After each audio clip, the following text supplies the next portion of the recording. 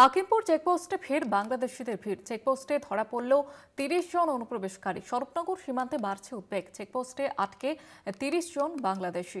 হাকিমপুর চেকপোস্টে যে ছবি ধরা পড়ছে বাংলাদেশিদের ভিড়। চেকপোস্টে ধরা পড়ল ৩০ জন অনুপ্রবেশকারী। স্বরূপনগর সীমান্তে বাড়ছে উদ্বেগ।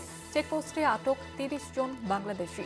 যে ছবি ধরা পড়ছে আজ সকাল থেকেই হাকিমপুর চেকপোস্টের ছবি, সেখানে ফের বাংলাদেশিদের ভিড় লক্ষ্য করা যাচ্ছে। আপনারা দেখতে পাচ্ছেন সেই ছবি।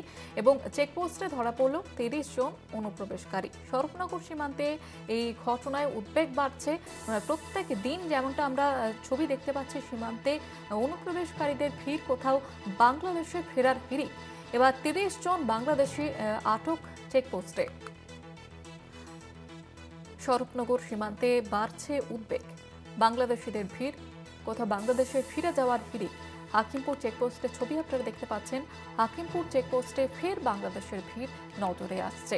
চেকপোস্টে ধরা পড়ল ৩০ জন অনুপ্রবেশকারী। স্বরূপনগর সীমান্তে এই ঘটনায় বাড়ছে উদ্বেগ। চেকপোস্টে প্রত্যেক দিনই দেখা যাচ্ছে যে প্রচুর বাংলাদেশি, তারা কিন্তু কেউ বাংলাদেশে ফিরে যেতে চাইছেন। সীমান্তে ভিড় বাংলাদেশি অনুপ্রবেশকারীদের এবং স্বরূপনগর সীমান্তে বাড়ছে উদ্বেগ। চেকপোস্টে আটক ৩০ জন বাংলাদেশি।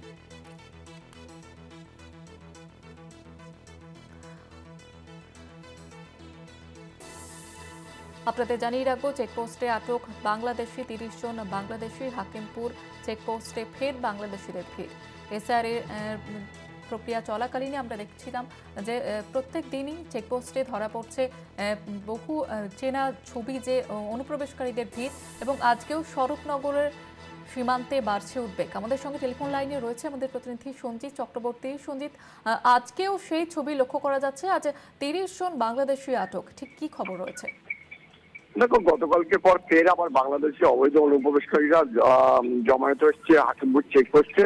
তুমি জানো, উত্তর ২৪ পরগনার বসিরহাট মহকুমার যে হাকিমপুর যে সীমান্ত রয়েছে, চলতি মাসের ১৭ নভেম্বর থেকে প্রথমে এই খবর টেলিকাস্ট হওয়ার পর থেকেই কিন্তু তারপর থেকে একের পর এক বাংলাদেশে এখানে জমায়েত হয়েছে। কখনো সংখ্যাটা কিন্তু আগের থেকে অনেকটাই কমেছে। প্রথম দিন যেমন ৩০ জন ছিল, তারপর ২০০ জন, ১০০ জন, এই করতে হতে সংখ্যাটা এখন ৩০ এসে দাঁড়িয়েছে।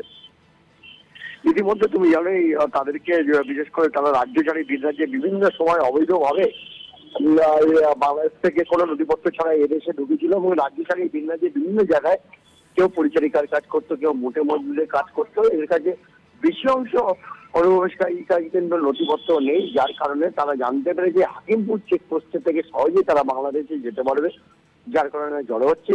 ইতিমধ্যে বিএসএফ ১৪৩ নম্বর ব্যাটালিয়নের সীমান্তরক্ষী বাহিনী তাদেরকে চেক আপ করে, অর্থাৎ তাদের একদিকে ফিঙ্গারপ্রিন্ট অর্থাৎ বায়োমেট্রিক করছে, উপযুক্ত নথিপত্র দেখিয়ে ছবি তুলে এবং তাদের নাম ঠিকানা নিয়ে বিজিবির সঙ্গে বৈঠক করে, অর্থাৎ গার্ড বর্ডার বাংলাদেশের সঙ্গে ফ্ল্যাগ মিটিং করার পরে তাদের সে দেশে তুলে দিচ্ছে।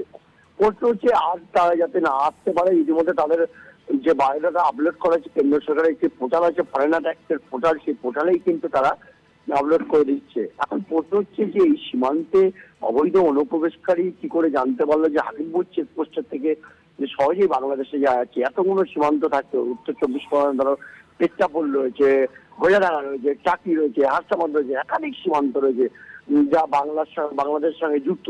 সেই জায়গাটা সেই করিডোর হিসেবে কেন হাকিমপুর চেকপোস্টকে বেছে নিল? এটাও যেমন প্রশ্ন চিহ্ন দেখা দিয়েছে জেলা প্রশাসন এবং বিএসএফ আধিকারিকদের মধ্যে।